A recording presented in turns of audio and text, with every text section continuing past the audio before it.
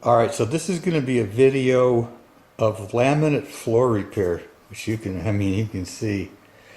That looks pretty bad, huh? Alright, so what happened is this desk and chair were over there in that spot, and see this plastic here?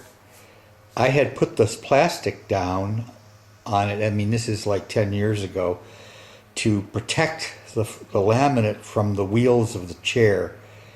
And the plastic kind of clouded up, and I noticed that. Never really went underneath it, really looked at it closely. It clouded up. I just thought, well, it's making the wax a little white, which is no problem. It's a wax because there's wax on the floor, so some cheap wax, and that shouldn't be any problem. If I ever need to, I can take the wax off. Unfortunately, that's not what really happened. Instead, apparently it emulsified, and at some point it really damaged the laminate. So, to my horror, a few weeks ago, I discovered that. Let's see here. Can we zoom this thing? I already am zoomed out. Okay, so today,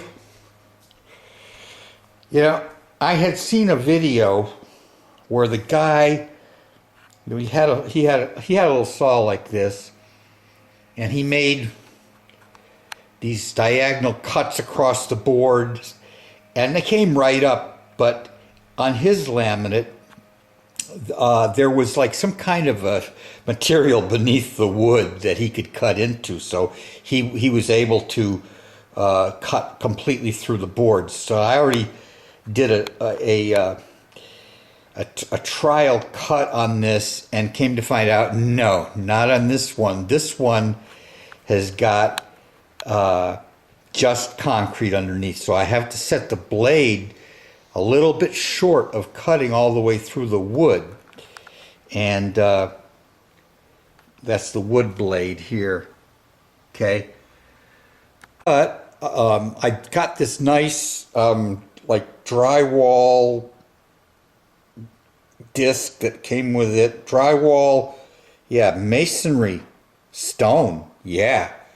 So the plan is to cut through with the wood as close as I can to the edge, and then finish it with this.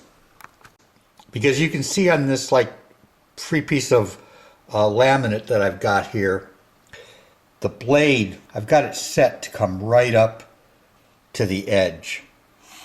Which see that? Right up to the edge. Alright, so we'll see what happens.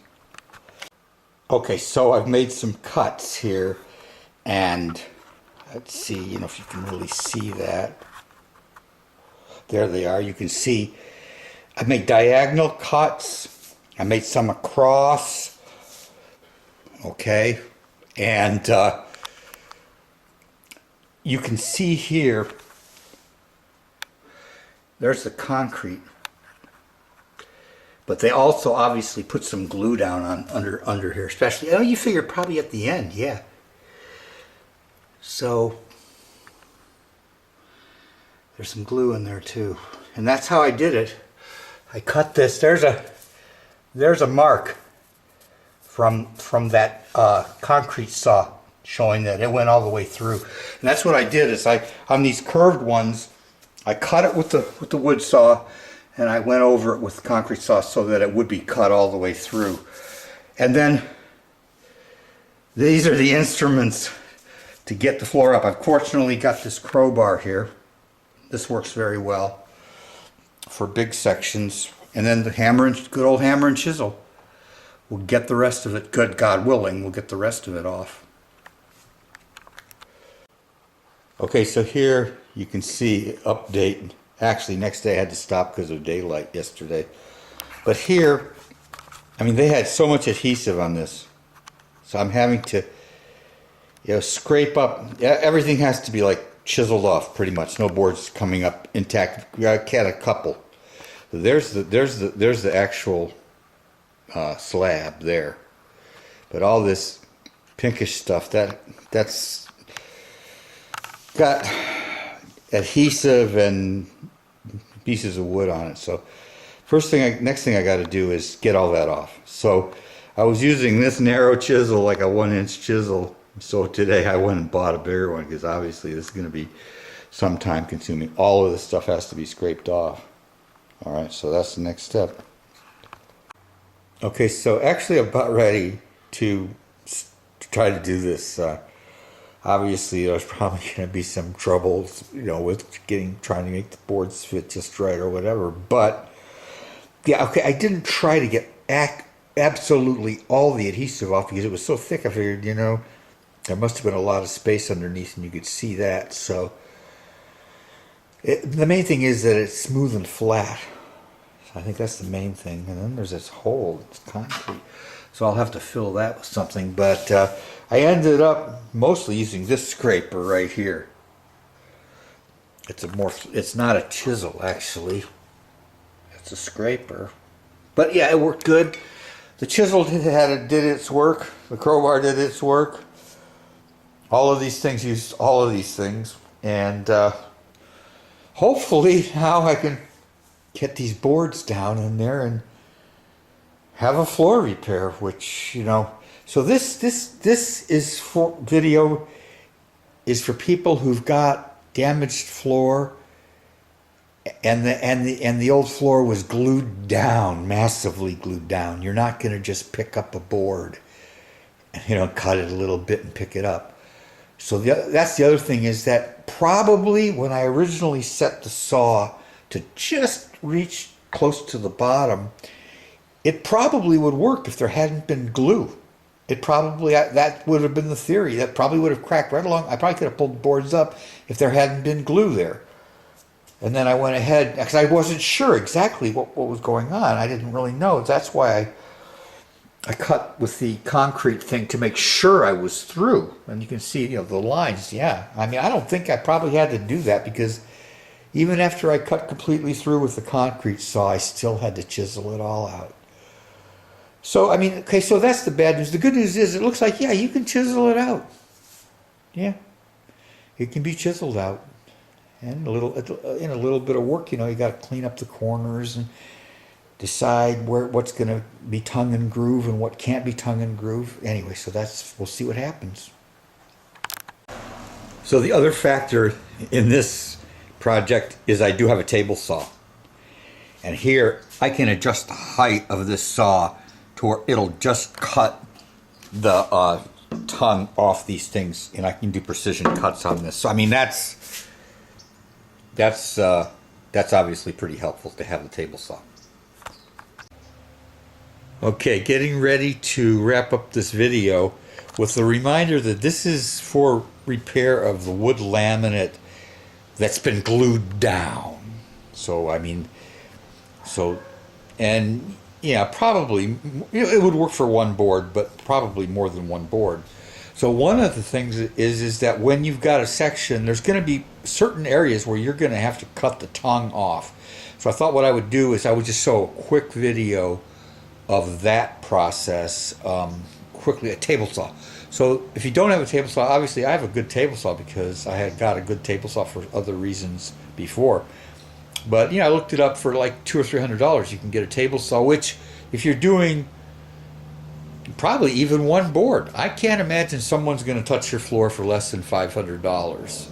So I mean, I would think seriously about getting a table saw, because cutting that tongue, I mean, you can cut precision to where you're going to cut exactly what you want off. I mean, you may have some other way to cut it, but the table saw is really good for that. So I'm going to show that. So the first thing is to get the height right of the saw. So what I'm going to do is I'm going to crank the saw down till it's going to cut the tongue, but not the laminate. So it's going to cut completely through, but not into the laminate. Right about there. That ought to be good. That ought to go through the laminate.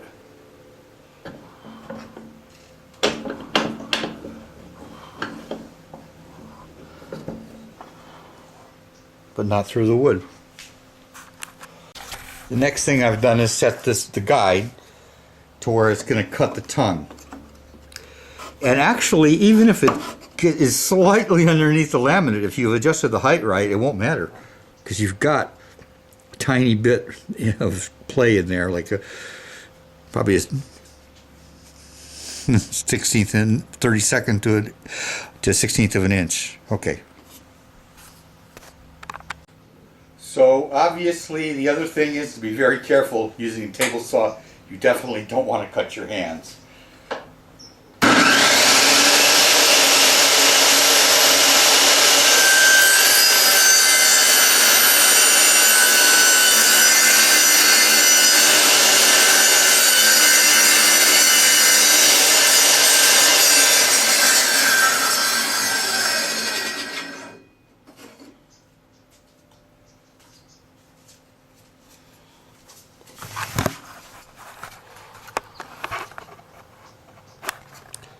So here is the cut. You can see, I'm going to break it off. It's right below the laminate and it's completely cut off.